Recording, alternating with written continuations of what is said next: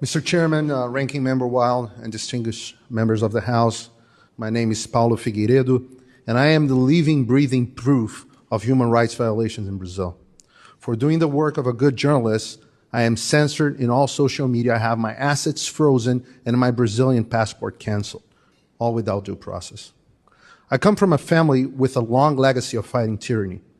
My great-grandfather, General Euclides Figueiredo, led a revolution against Brazil's most brutal dictator, Getúlio Vargas. For that, he spent years in a dungeon. His son, my grandfather, João Figueiredo, became Brazil's 30th president in 1979, tasked with ending the 15-year-long military regime. As president, he granted amnesty, held free elections, allowed multiple political parties, and by the end of his term, peacefully handed power back to civilians, restoring full democracy in Brazil. I never imagined this legacy of fighting for individual freedoms would span generations and fall upon me as well. Until the end of 2022, year of Brazil's latest presidential election, I was a political commentator on JP News, a TV network often compared to US Fox News. The primetime show I was in had been voted the best in the country and had more viewers than the next two networks combined, including the local CNN. I had over 5 million followers across all social media with higher engagement than virtually any other journalist in Brazil.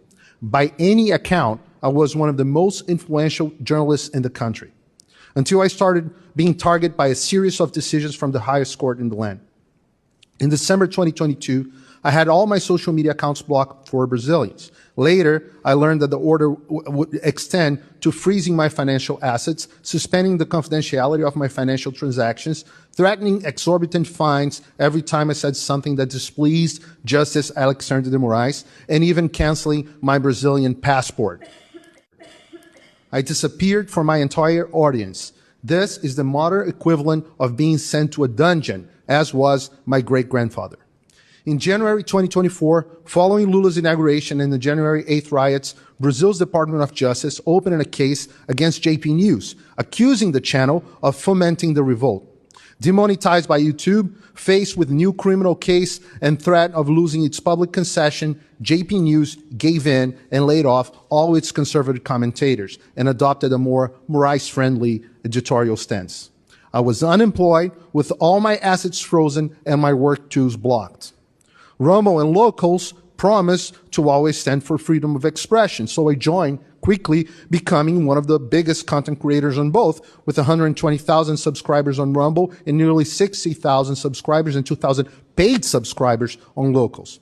However, in December 2023, pressured by absurd orders issued by Moraes, with me being one of the main targets, I believe, both platforms closed access to all Brazilians. The financial loss has been unbearable. On February 8, 2024, Brazilian newspapers reported a new offensive against me. I was apparently being investigated for accurately reporting on primetime TV the behind-the-scenes meetings of the Brazilian Army's High Command in December 2022. In this investigation, a new measure was issued prohibiting me from having contact with former President Bolsonaro and any other person investigated, a clear intimidation tactic that hinders my journalist activities. There's one single name behind every one of these decisions. That's Alexandre de Moraes. Remember this name. He's the de facto dictator of Brazil. He's a Supreme Court justice, the head of the Superior Electoral Court, known as CSC, and the man in charge of the infamous fake news probe, which began in 2019 and is still open. An alarming caveat. Through all this, my work was being carried out from my studio in Florida, where I have been residing since 2016. I have therefore been under the jurisdiction of this country the entire time, and consequently protected by the rights guaranteed in the First Amendment of the Constitution of the United States of America.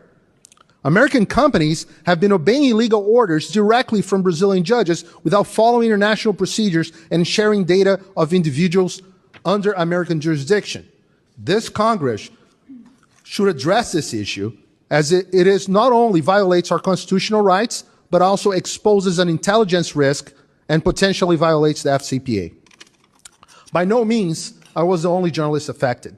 On the same day, award-winning journalists and bestseller authors Rodrigo Constantino, present here in this hearing, and Guilherme Fiuza were targets of nearly identical copy and paste decisions. Other journalists, such as Alan dos Santos, also present here today, had faced even harsher measures, including arrest orders. Libertarian podcaster Monarch, known as the Brazilian Joe Rogan, suffered a similar fate. They're both exiled in the US. There are numbers of other examples, including comedians or even a judge, Ludmila Grillo, here in the audience, or congressmen like Nicolas Ferreira and Gustavo Gayer, also present here, Marcel Van Hatten, Carlos Jordi, Alexandre Ramagem, Carla Zambelli, many other members of Congress, and even Senator Marcos Duval, who had their social media blocked, offices raided, or passports taken by Moraes. Congressman Daniel Silveira is currently serving 9 years in prison for recording a video harshly criticizing Moraes. Former Congressman Dalton Dallagnol, the former prosecutor who got Lula da Silva convicted for corruption, also here, lost his seat by order of Moraes Court.